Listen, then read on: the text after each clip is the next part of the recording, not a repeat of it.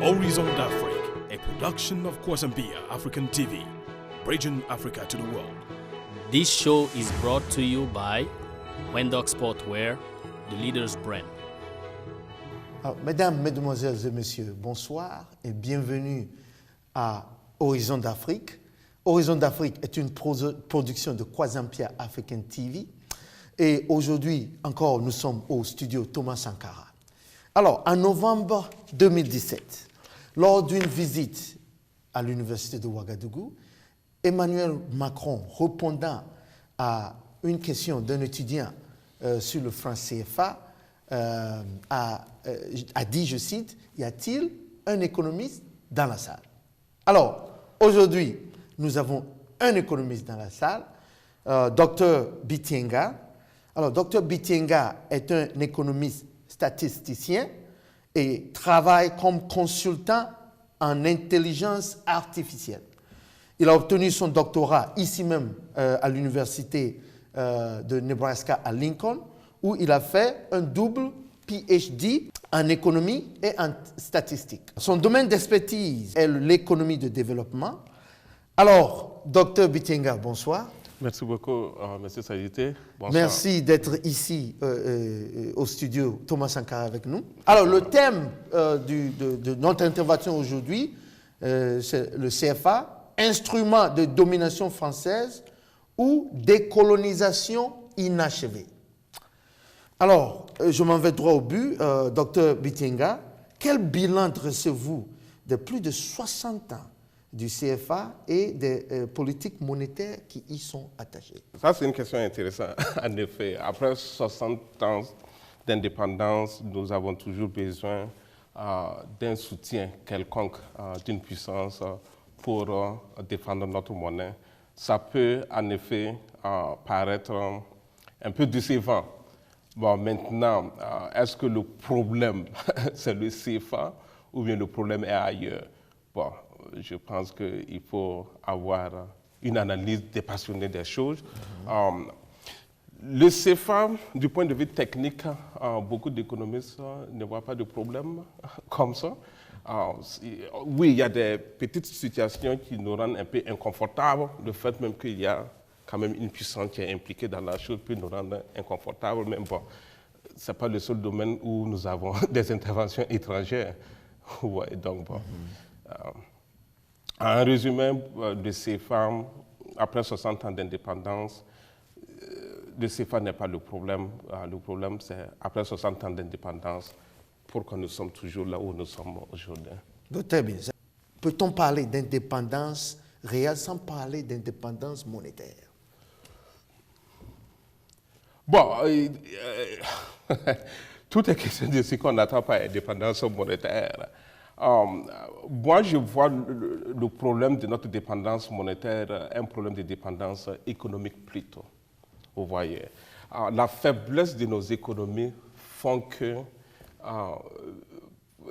nos monnaies-là, le CFA, oui, nous avons l'intervention de la France qui ne plaît pas à tout le monde. Mais quand on regarde nos voisins, le Nigeria, le Ghana, ils ont les mêmes problèmes monétaires. Vous voyez, donc, et pourquoi? Leur monnaie fonctionne différemment des nôtres, mais du point de vue souveraineté monétaire, ils sont soumis à des pressions souvent même plus élevées que nous. Donc, l'indépendance politique, personnellement, je pense qu'on l'a. L'indépendance économique, je pense qu'on ne l'a pas. Mais moi, je pense que l'indépendance économique s'acquiert par notre travail pour nous développer. Voilà. Donc, bon, je ne sais pas si je réponds de façon... Vous parlez de développement sans indépendance monétaire. Encore une fois, le problème, la notion de dépendance monétaire, du point de vue technique, est intimement liée à l'indépendance économique. Maintenant, est-ce que la forme monétaire que nous avons nous empêche de nous développer? Si la forme monétaire vous pose des problèmes, nos voisins qui ont des formes monétaires différentes, ils sont à quel niveau? Donc oui, on est sous-développé, mais quelle est la part de la monnaie dans cette question de sous-développement? Très bien. Nous allons un peu nous arrêter exactement sur ce point-là. Alors, dans les années 80, il était mieux d'avoir le CFA que le cedi ghanéen, parce que le cedi ghanéen fluctuait, avait beaucoup de fluctuations. Donc, il était mieux d'avoir le CFA parce que à n'importe quel moment, le cedi perdait sa valeur, augmentait, descendait. Aujourd'hui, c'est l'inverse. Aujourd'hui, ces pays-là qui gèrent leur propre monnaie ont quand même une certaine stabilité, ont quand même une certaine expérience dans le domaine.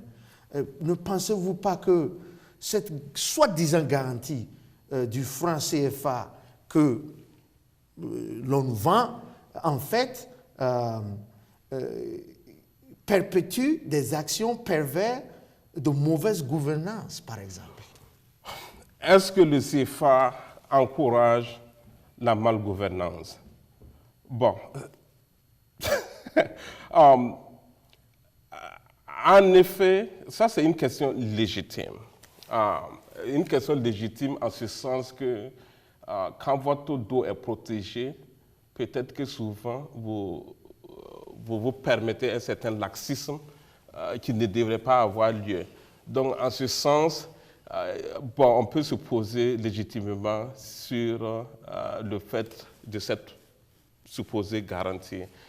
Est-ce que on ne doit pas simplement assumer notre responsabilité et puis si les choses vont tourner mal, que ça tourne mal, on va apprendre et puis après l'apprentissage, on va mieux se comporter. Bon, ça c'est une position défendable, mais moi personnellement, je pense que si mon dos est protégé, je peux saisir cette opportunité pour aller vite parce que je n'ai pas à protéger mon dos. Voilà. Vous voyez. Donc, encore une fois, la responsabilité personnelle ou notre responsabilité dans notre processus de développement. Très bien. Alors, vous avez parlé d'être protégé pour avancer plus rapidement. Pensez-vous que, personnellement, et en tant qu'économiste, pensez-vous que avec la protection, cette protection que nous avons eue, cette garantie que nous avons eue de la France, nous avons avancé, nous avons eu la possibilité d'avancer rapidement?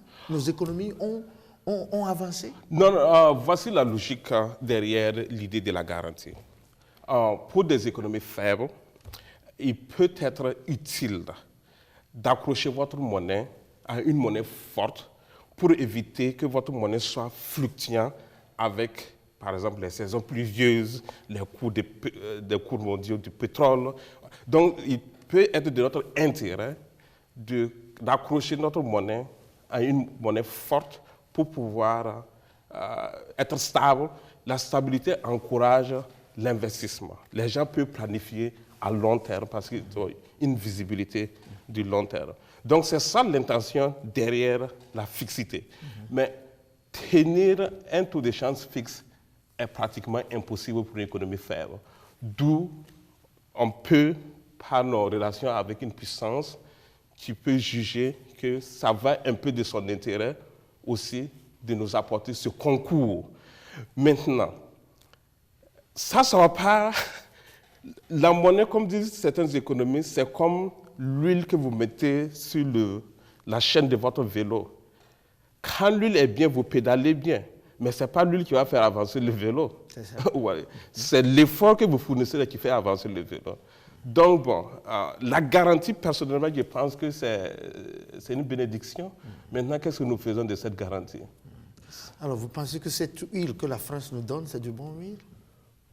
Je pense que encore une fois, la difficulté de débattre de la question de la monnaie, c'est qu'avant de juger la monnaie, il faut se poser la question, qu'est-ce que nous voulons faire que la monnaie que nous avons nous empêche de faire? Voilà. Ouais. Avons-nous élaboré une stratégie de développement économique et la monnaie là constitue un frein? Jusqu'à présent, moi, je n'ai pas vu la stratégie de développement que nous avons clairement définie pour dire que non, vu la stratégie que nous avons la stratégie de développement que nous avons entrepris, le CFA là, ne semble pas être, à l'état actuel, n'est pas l'instrument favorable. Bon, quand on analyse les choses en Côte d'Ivoire, et quand on regarde le background, le profil d'Alassane Ouattara, on peut dire que le modèle, c'est un modèle d'économie de marché, et dans ce cadre-là, le CFA là, apparaît une monnaie idéale pour le type de système économique qui est en train d'être construit en Côte d'Ivoire. Ouais. Mais ça, c'est quand on fait des rapprochements par rapport à son profil et à ses croyances idéologiques en économie. Parce que quelquefois aussi, il y a des croyances idéologiques qui sous-tendent les choix politiques ou des choix économiques. Ok, très bien. Alors, je m'en vais vous demander directement cette question, Dr Bikinga. S'il n'y a pas Paris, l'Afrique francophone est vouée à la banqueroute? Non, je ne dirais pas ça. Sans Paris, nous allons survivre. Encore une Alors, fois, pourquoi ne pas survivre sans Paris? Alors, pourquoi le franc CFA? Encore une fois, pour moi, c'est une question de sagesse. Right? Faut-il braver des difficultés parce que simplement c'est ça qui je me sens mieux à braver les difficultés, ou bien je vais saisir des avantages qu'on me donne et puis affronter des problèmes pressants maintenant. Imaginons que la France décroche du CFA. Beaucoup de gens, les économistes en tout cas, vont dire qu'il y aura une transition trouble. Et cette transition trouble-là, ça va se traduire par des difficultés économiques. Au moment où nous avons 170 élèves dans une classe à l'école primaire, quelle est la priorité? Moi, je suis le président du Burkina. Quelle est ma priorité? M'assurer que ces 170 élèves-là peuvent être séparés dans des classes où seront au nombre de 70, ou bien c'est créer un problème dont les avantages supposés ne sont même pas clairs si nous nous décrochons du CFA. Et donc, c'est une situation inconfortable, mais bon, on a plein de problèmes, de situations très, très inconfortables. Est-ce qu'on ne va pas plutôt affronter ces situations-là et ce truc-là peut attendre? Parce qu'avec la croissance économique, le CFA va disparaître naturellement. Vous pensez que le CFA va disparaître? Naturellement. Parce que quand nos économies, c'est comme nous tous là. Quand tu grandis, tu grossis naturellement, il y a des habits qui te vont plus. Donc ces habits-là, même si tu les aimes comme ces habits-là, tu es obligé de les abandonner. Alors, docteur Bikinga, en 60 ans d'indépendance, nos économies ont évolué. Nos économies ont évolué, sont diversifiées. Mais en 60 ans, le CFA est resté le même. Le CFA n'a pas disparu dans les 60 ans. Alors, ma question est ceci. OK. Ne pensez-vous pas que ce rimage du CFA avec le franc français et maintenant l'euro, ne pensez-vous pas que ce rimage, en fait, prive nos économies de cette expérience, de cette formation qui a pour avantage d'aguerrir et de préparer nos économies aux éventuelles fluctuations? Est-ce que c'est sage pour nous de remettre cette question importante-là, la stabilité de notre monnaie-là, sous les vicissitudes d'une force étrangère? Ça, c'est une question importante. Moi, je n'ai pas la réponse à ça, mais si on regarde que depuis 60 ans, la France ne nous a pas, à mon avis, trahis par rapport à cette situation. Je suppose que dans les 15-20 ans à venir, bon, je ne vois pas de trahison à ce niveau. Est-ce que ce n'est pas le moment pour nous de prendre conscience de nos problèmes et puis accélérer là où il faut accélérer? Là où il faut accélérer, c'est quoi? Il faut diversifier l'économie. Par exemple, pour pouvoir même défendre votre monnaie, le Nigeria a sa monnaie, mais depuis le Covid, là, la monnaie nigériane s'est dépréciée de près de 30%. Depuis le Covid, à moins de 200. Vous voyez? Et ça augmente la pauvreté de façon énorme au Nigeria. Et pourquoi le Nigeria a ce problème? L'économie n'est pas diversifiée. Donc, pour moi, Le CFA est inconfortable. Oui, si la France un jour décide que bon, ce truc-là m'emmerde, je vais l'abandonner, bon, nous pouvons être dans des difficultés. Mais est-ce que c'est le moment de dire que la France va nous abandonner, donc on abandonne maintenant et puis on confronte le problème? Ou bien on dit que, OK, c'est possible que la France nous abandonne dans l'avenir. Aujourd'hui, on va mettre l'accent sur la diversification de l'économie le plus rapidement possible. Pour que, on ne va pas même attendre que la France nous abandonne. Là, on va constater que le CFA que nous avons là n'est pas conforme à notre économie. On est suffisamment fort que les vicissitudes de l'économie internationale là, ne nous font pas vaciller à des degrés pas possibles. Donc c'est une question de choix de comment nous voulons réellement être indépendants ou bien prétendre être indépendants en retirant, en disant que non, on ne veut pas de la France, de la monnaie. Oui, ça c'est une prétention. La réalité est que nous serons dépendants du système parce que si nous voulons des véhicules, des ordinateurs et autres, il nous faut des dollars, il nous faut des zéros. Nous ne produisons pas des dollars et des zéros. Ouais. C'est ce que nous produisons chez nous là, que nous vendons pour pouvoir payer. Donc, mettons-nous au travail pour produire. Okay. Alors, lorsque vous parlez de trahison de la France, j'aimerais un peu m'arrêter sur ce point. Dans les années... en 1994, lorsque j'étais au lycée, le franc CFA du jour au lendemain a été dévalué. Et aux grandes dames de nos chefs d'État qui étaient opposés à cette dévaluation. Et aux grandes dames de nos populations qui ont sombré dans la misère et qui ont dû se relever. Alors, cette dévaluation a été ordonnée depuis Paris.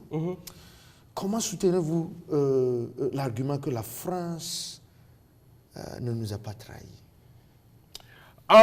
La France ne nous a pas trahis. La France a pris une décision que nous, on a refusé de prendre. Pourquoi? À partir d'un certain moment, votre monnaie ne correspond pas à votre réalité économique. On parle d'évaluation de la monnaie. Et quand une situation comme ça arrive, ça veut dire que vos produits sont trop chers pour un Américain qui veut payer, par exemple, le coton au Burkina. Et ce qu'on fait, on dévalue la monnaie. Dévaluer la monnaie, en d'autres termes, c'est faire baisser les salaires des gens. C'est une manière subtile de baisser les salaires des gens quand on dévalue la monnaie. Ouais. Parce que c'est difficile de sortir dire à la population, bon, vu que nous ne sommes pas compétitifs, il faut qu'on coupe vos salaires afin que nos produits soient moins chers, que les gens de l'extérieur puissent acheter. Et comme politiquement c'est difficile de faire ça, on sort, on dévalue la monnaie, et les gens disent que la monnaie est dévaluée, ils ne sont pas contents, mais bon, personne ne sent que ça... C'est maintenant quand tu pars à la boutique pour payer que tu constates que tu ne peux plus payer ce que tu avais à payer. Donc, la dévaluation, c'est une réponse à une situation économique. Maintenant, politiquement, les politiciens ont tendance à résister à cette réalité. Et comme c'est la France qui garantit la monnaie, la France dit que si vous êtes en train de payer des ordinateurs, des voitures et que vous n'avez pas de devises pour payer, ou bien vous devez à des étrangers, vous n'avez pas de devises pour payer, moi je vais vous faire un découvert pour payer. Jusqu'à quand la France va faire ça? Parce que la France peut faire ça momentanément pour vous permettre de vendre et puis avoir vos devises lui rembourser. Mais si ça devient structurel, continu, à partir d'un certain moment, je vous encourage à dévaluer pour résoudre le problème, ou bien je dis que bon, si vous n'avez pas le courage de le faire, moi, alors, je vais le faire à votre place. Cela pose deux problèmes. D'abord, premier problème, est-ce que la France connaît mieux l'Afrique que les Africains? Ça, c'est un. De deux, la France n'a pas encouragé une dévaluation, la France a ordonné une dévaluation. Ce qui met en cause l'indépendance des pays africains vis-à-vis de cette monnaie-là. Nous ne contrôlons pas, nous ne produisons pas, nous ne contrôlons pas cette monnaie-là. Comment est-ce que vous pensez que cette monnaie peut faire l'affaire du développement, Dr Bitienga? Encore une fois, moi je ne vois pas les choses de cette manière. Je ne pense pas que la France a ordonné. Je pense que La France a attendu la mort de Houphouët-Boigny pour pouvoir dévaluer. Houphouët-Boigny était tellement puissant qu'il pouvait, en quelque sorte, convaincre les Français que non, donnez-nous le temps, les choses vont changer, il faut simplement continuer à nous financer. Maintenant, la mort de Houphouët, on profite de la situation, bon, avec des chefs d'État qui n'avaient pas l'influence que Houphouët-Boigny avait, on leur dit que hey, si vous n'avez pas décidé, on ne peut pas continuer à vous supporter. Essentiellement, c'est ça. Donc, bon, encore une fois, à la fin de la journée, c'est une décision que nous devrions prendre nous-mêmes. On a refusé de prendre et quelqu'un a dit que, bon, vous refusez de prendre la décision parce que je suis là pour financer votre extravagance. Donc, à partir d'un certain moment, je ne peux plus le faire. C'est ça qui a amené la dévaluation. Alors, beaucoup, je ne vous cache rien, ne sont pas d'avis que ce CFA-là serve vraiment au développement de nos pays africains. Alors, vous avez parlé, si la France nous lâche, je pense qu'il y a beaucoup de voix aujourd'hui qui se lèvent et qui souhaitent que cette France-là nous lâche. Mais malheureusement, la France ne nous lâche pas. Non seulement la France ne nous a pas lâchés dans les 60 ans, ne nous lâche pas et on ne voit pas de signe que la France va nous lâcher. Alors, ma question est ceci, Dr Bitienga. Est-ce que le CFA rapporte à la France? Ça, c'est une très bonne question. Maintenant, vous dites que la France ne nous lâche pas. Est-ce que ce n'est pas nous qui nous accrochons? OK, donc supposons que peut-être que c'est la France qui ne nous lâche pas ou bien peut-être que c'est nous qui nous accrochons. Moi, c'est mon avis. Voilà. Moi je vais du rapport que si vraiment la France n'a rien à gagner dans le franc CFA, avec ce tollé général des populations françaises, ce tollé général de la diaspora à propos du franc CFA, pourquoi la France s'accroche? Je ne pense pas que nous sommes monolithiques. Il y a quand même des gars sérieux parmi nous aussi qui pensent que le CFA n'est pas nécessairement mauvais pour nous. Bon, c'est bien vrai que les gens ne prennent pas les propos de Ouattara au sérieux, mais Ouattara, c'est l'une des personnes les plus compétentes en la matière que nous avons. Donc, il a une position différente par rapport à ce que vous êtes en train de dire. Pourquoi la France ne se retire pas de cette chose?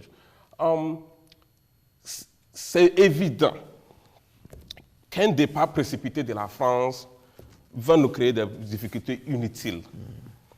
Parce que, supposons même que nous ayons tout pour gérer la chose, la déclaration même que la France n'est plus derrière la chose a même pu créer des perturbations dans le monde. Il y a des gens qui ont investi massivement chez nous.